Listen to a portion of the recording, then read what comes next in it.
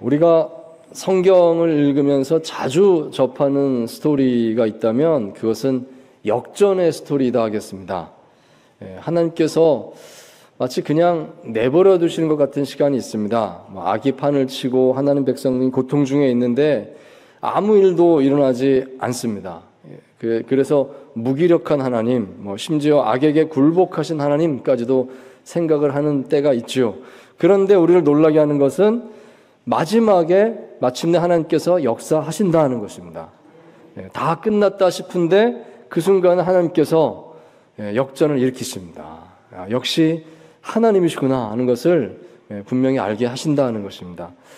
출애굽한 이스라엘 백성들이 홍해 앞에 가서 서게 됐을 때 더 이상 길이 없다고 우린 다 죽었다고 울부짖었습니다. 그렇지만 모세가 기도하고 지팡이를 들자 홍해가 갈라지고 길이 마른 땅이 열렸습니다.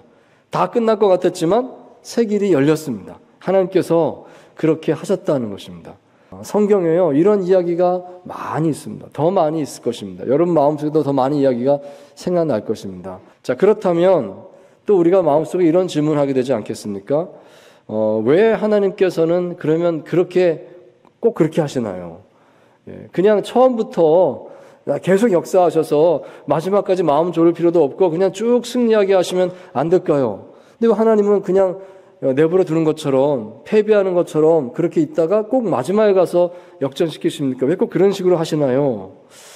한 가지 답이 있다면 사사기 7장에 보시면 3만 군대를 300명으로 줄이셨을 때 하나님께서 이 기드온에게 이렇게 말씀을 하셨습니다. 만약 조금이라도 너희의 힘이 남아있다면 나중에 가서 승리했을 때 너희가 내가 했다라고 말하지 않겠느냐. 누가 봐도 이건 정말 100% 하나님이 하셨습니다 라고 밖에 말할 수 없도록, 그렇게 인정할 수밖에 없도록 기다린다. 하나님께서 일부러 그렇게 하신다라고 그렇게 말씀을 하셨다는 것입니다. 여러분, 이게 하나님의 마음이구나 하는 것이죠. 그러므로 우리는 어떤 어려운 상황이 있을지라도 새 길을 만드시는 하나님이 지금 계신다 하는 것을 꼭 기억할 수 있기를 바랍니다. 자, 오늘 본문 말씀은 창세기 6장입니다. 6장은 크게 두 부분으로 나눠볼 수가 있겠습니다. 그 앞부분이 이제 1절에서 7절까지 말씀인데요. 절망적인 상황을 이야기하고 있습니다. 온 세상이 죄악으로 가득했습니다. 이야기합니다.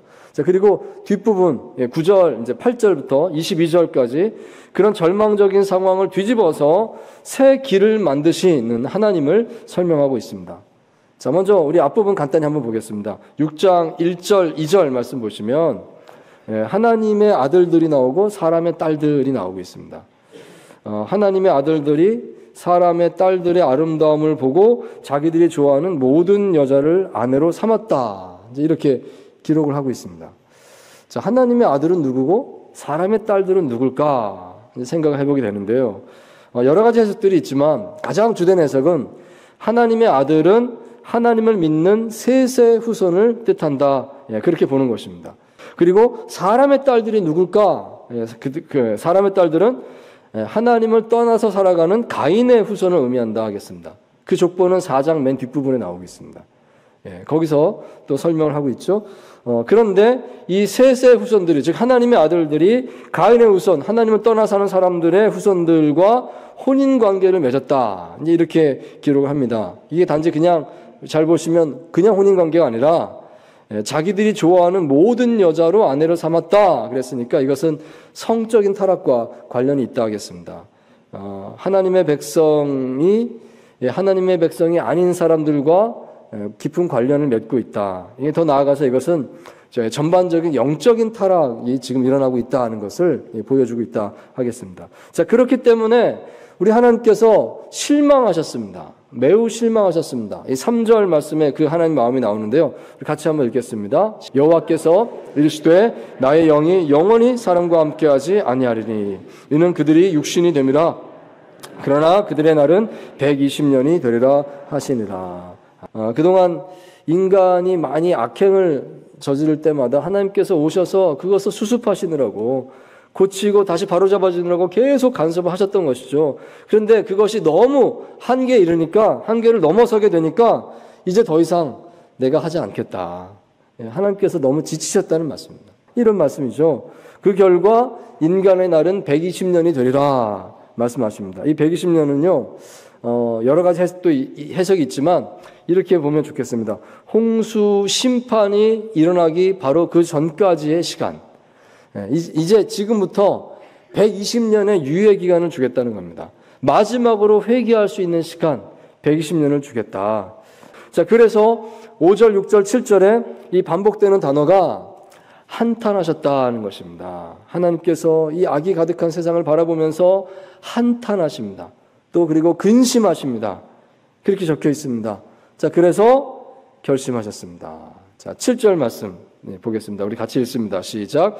이르시되 내가 창조한 사람을 내가 지면에서 쓸어버리되 사람으로부터 가축과 기는 것과 공중의 새까지 그리하려니 이는 내가 그것들을 지었음을 한탄함이니라 하시니라. 아멘. 자, 여기까지가 그 시대의 분위기를 소개하는 내용이다 하겠습니다. 짧게 소개되었지만요, 상당히 극에 다다른 때였구나 하는 것을 알 수가 있습니다. 얼마나 세상이 악했으면 하나님께서 한탄하시겠습니까? 하나님의 그 한숨 쉬는 그 소리를 한번 생각해 보십시오. 얼마나 하나님 마음이 아프셨으면 그렇게 하실까? 창세기 1장에 보시면요, 보시기에 좋았더라 이 말이 반복된 걸 봅니다. 보시기에 좋았더라. 마지막 시간에는 보시기에 심히 좋았더라를 말씀하셨어요. 그때의 하나님의 마음과 완전히 정반대가 됐다.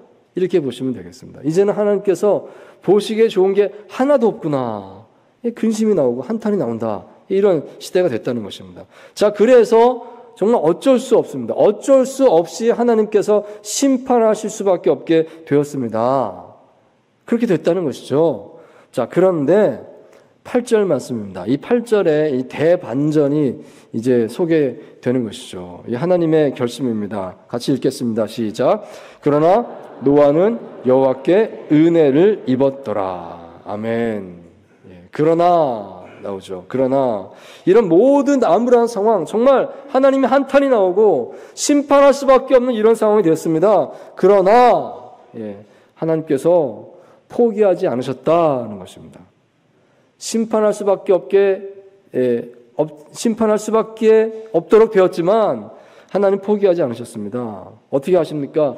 은혜 입은 사람 노아 한 사람을 통해서 하나님께서 새 길을 여시기로 작정하셨습니다. 그것을 이야기하는 것입니다.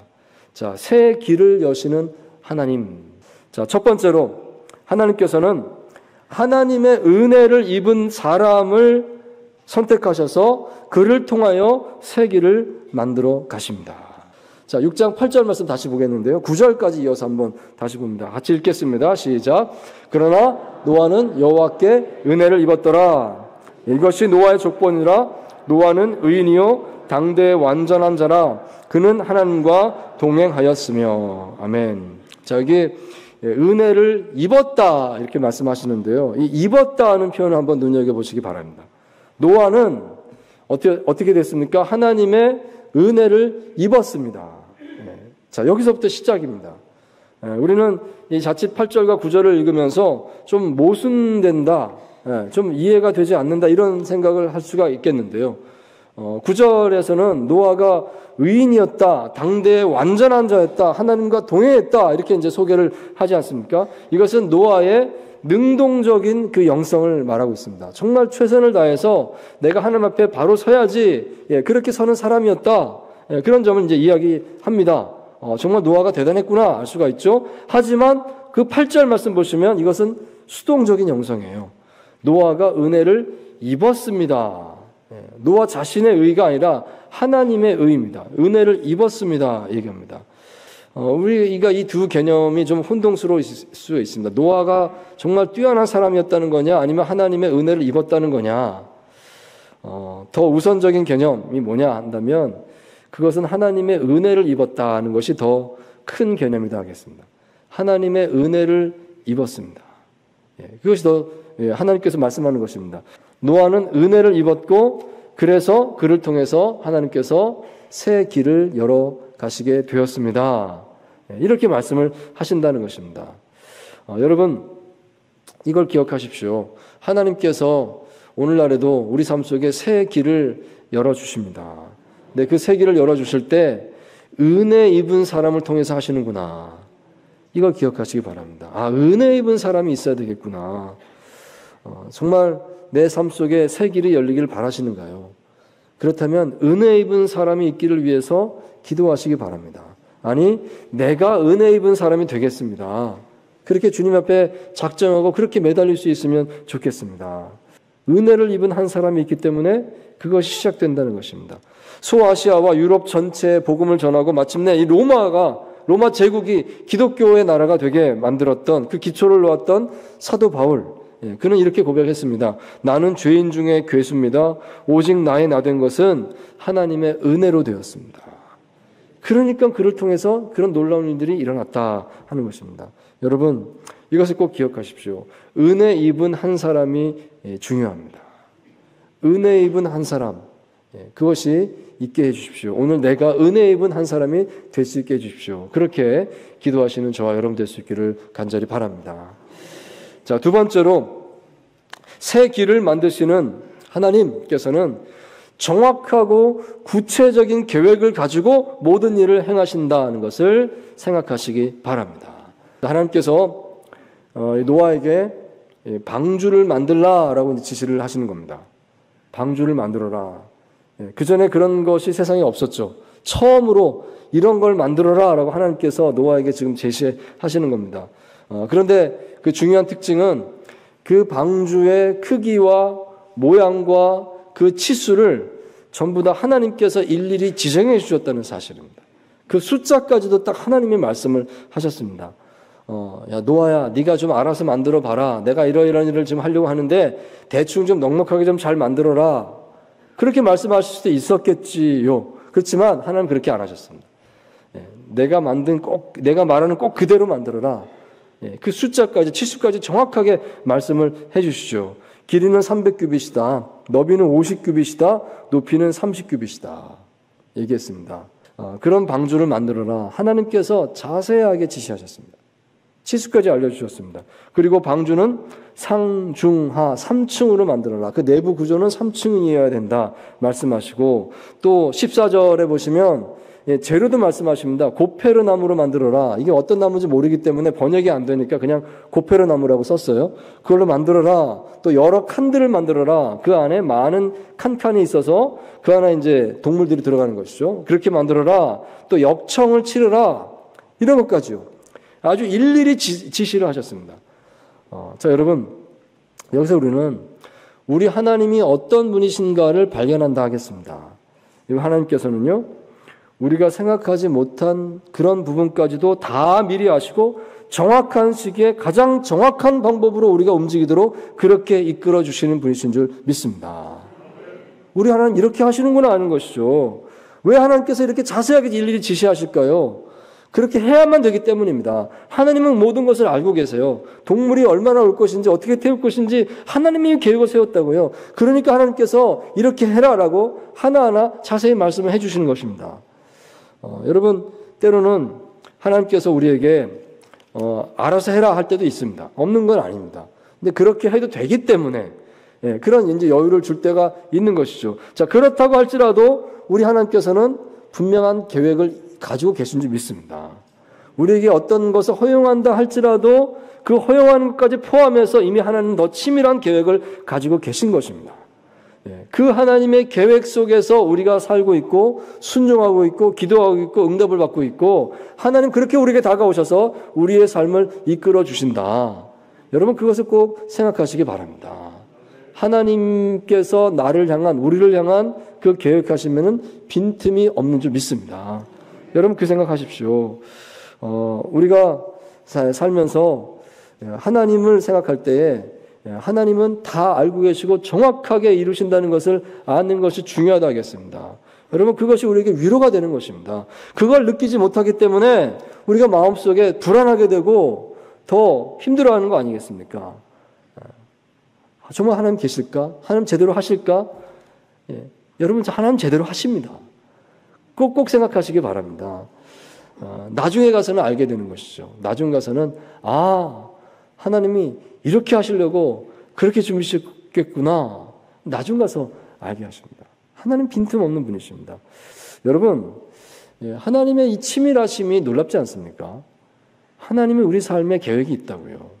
왜 그렇게 하실까? 왜 안 되게 하실까? 안 되는 것까지도 하나님의 계획이 있다고 우리가 그렇게 믿어야 하겠습니다. 어떤 때는 하나님께서 늦추십니다. 왜 늦추실까? 더 하나님의 완전하신 계획이 준비되고 있는 줄 믿습니다. 그렇다고 우리가 하나님의 꼭두각시 인형처럼 살아야 됩니까? 그런 뜻은 아닙니다. 우리가 할 말씀은 또 드려야 됩니다. 기도하라고 하셨습니다. 우리 마음을 표현해야 됩니다. 그럼 하나님께서 또 들으십니다. 들으시고 응답하십니다. 그럴지라도 하나님의 계획은 손상되지 않는 줄 믿습니다. 이게 놀라운 것이죠. 하나님은 우리를 다 들으시면서 화답하시면서도 하나님의 치밀하신 계획을 온전히 이루어 가십니다. 우리는 모든 것이 끝났다고 하지만 아닙니다. 그때 가장 놀라운 일이 일어날 가장 최선의 시기인 줄 믿습니다. 하나님이 그렇게 하신다는 것이죠. 새 길을 만드신 하나님께서는 정확하고 구체적인 계획을 가지고 모든 일을 행하시는 줄 믿습니다. 자, 세 번째로 이걸 기억하십시오. 새 길을 여시는 하나님께서는 모두의 생명을 보존하기를 원하십니다. 우리 하나님은 어떤 분이십니까? 우리의 모든 것에 생명을 보존하기를 원하시는 분이십니다. 자, 6장 19절 20절 말씀입니다. 우리 같이 또 한 목소리 읽습니다. 시작. 혈육 있는 모든 생물을 너는 각기 암수 한 쌍씩 방주로 이끌어들여 새가 그 종류대로 가축이 그 종류대로 땅에 기는 모든 것이 그 종류대로 각기 둘씩 내게로 나오리니 그 생명을 보존하게 하라. 아멘.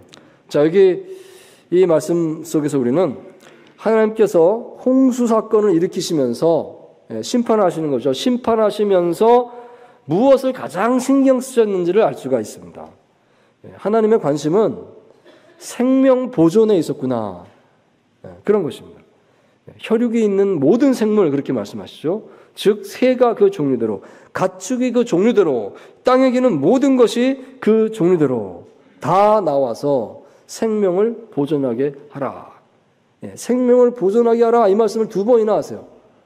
강조하시는 것입니다. 이어서 21절에도 보시면요. 하나님께서 양식을 챙겨라. 먹을 양식 배에다 다 실어라. 이것까지 노아에게 이야기하고 있어요.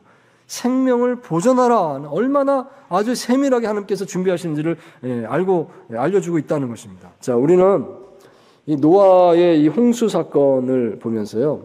이런 생각하기가 쉽습니다. 하나님께서 정말 화가 나셨구나.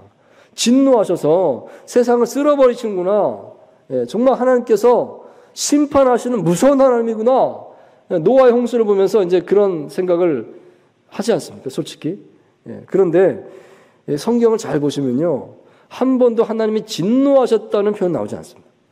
하나님 너무 화가 나서 정말 이럴 수 있어. 쓸어버리겠다. 막 이럴 때 하나님 막 분노하시고 그런 표현이 나오지 않습니다.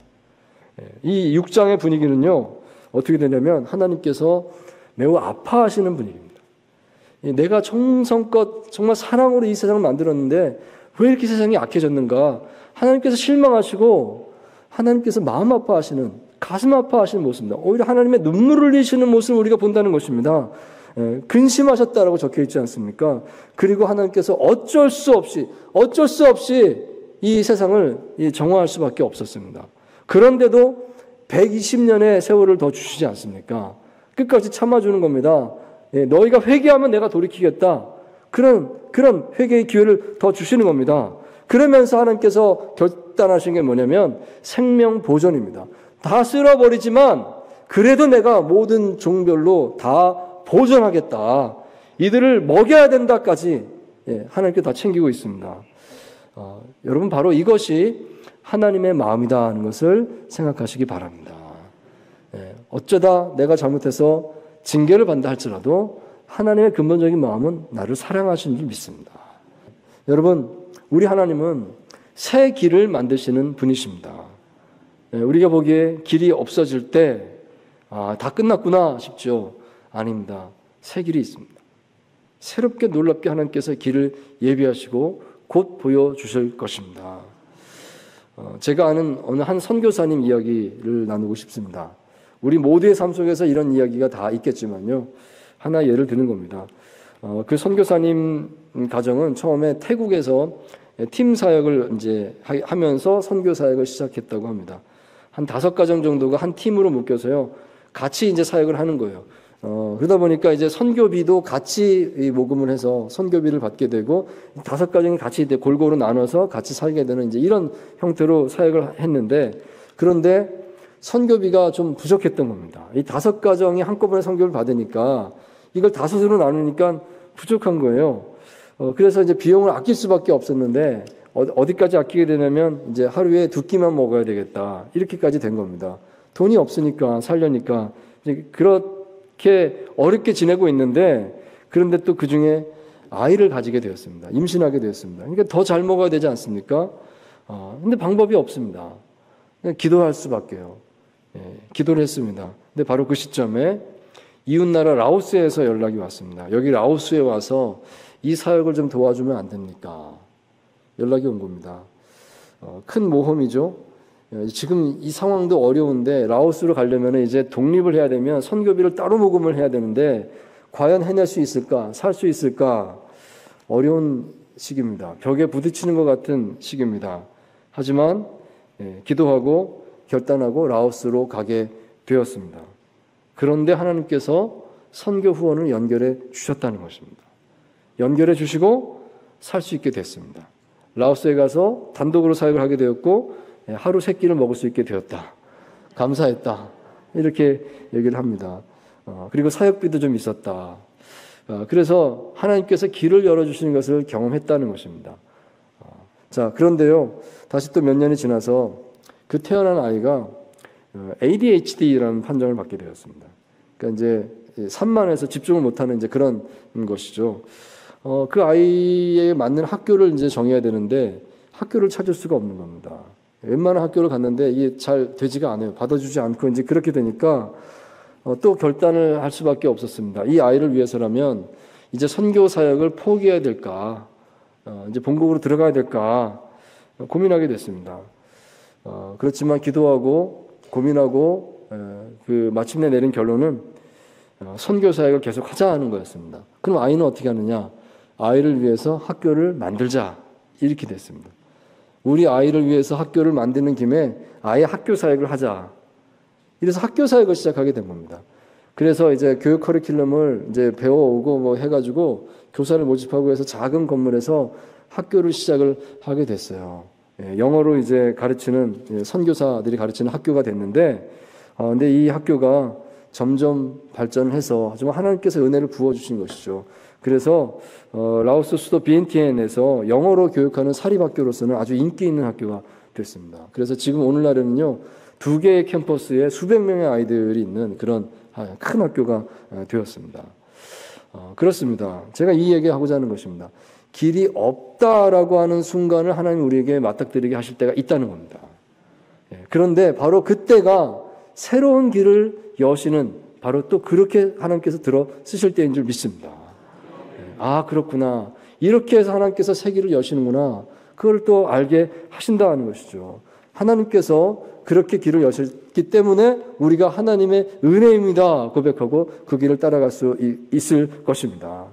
여러분, 이 일은요 모든 그리스도인의 삶에서 동일하게 일어나는 일인 줄 믿습니다. 새 길을 여시는 하나님 바라보십시오. 은혜를 입은 사람이 되십시오. 하나님의 새 길은 은혜를 입은 사람을 통해서 시작됩니다. 하나님께서는 정확하고 구체적인 계획을 가지고 모든 일을 행하신다는 것을 꼭 잊지 마시기 바랍니다. 우리 하나님께서는 생명을 보존하시는 하나님이십니다. 어떤 어려운 상황이 있다 할지라도 반드시 살게 할 것이다.